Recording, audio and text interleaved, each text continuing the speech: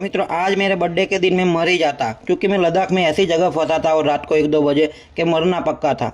और फिर मैंने यार इतना डर लगा कि फिर मैं मर ही गया, मतलब सो गया। फिर जैसे ही सुबह उठा तो सब लोगों को हैप्पी बर्थडे के मैसेज आने लगे मुझे। मैं तो यार खुश हो गया कि यार मैं तो जिंदा हूँ। फिर सोचा कि बस जल्दी जल्दी गाँव या कहीं पहुँच जाऊँ और वहाँ जाके आराम करूँगा, बर्थडे में सेलिब्रेट करूँगा।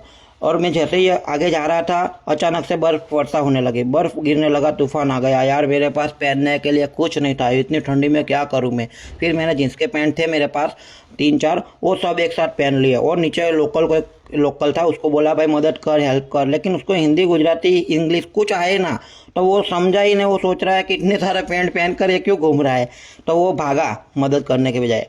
फिर मैं आगे गया तो एक हॉस्पिटल था, वहाँ मैडम ने मुझे बचाया। थैंक यू मैडम, आप नहीं होते ना तो मैं भी नहीं होता। Thank you so much. तो आप लोग प्लीज़ लद्दाख में कभी अकेले मत आओ, सच में मर जाओगे यार। बोलने को तो मैं अच्छा अच्छा बोल सकता था, लेकिन मैं नहीं चाहता कोई और आए और मरे ऐसे, क्योंकि मेरे तो कर्म अच्छे थे, आपके तो बुरे हैं, मर ही जाओगे।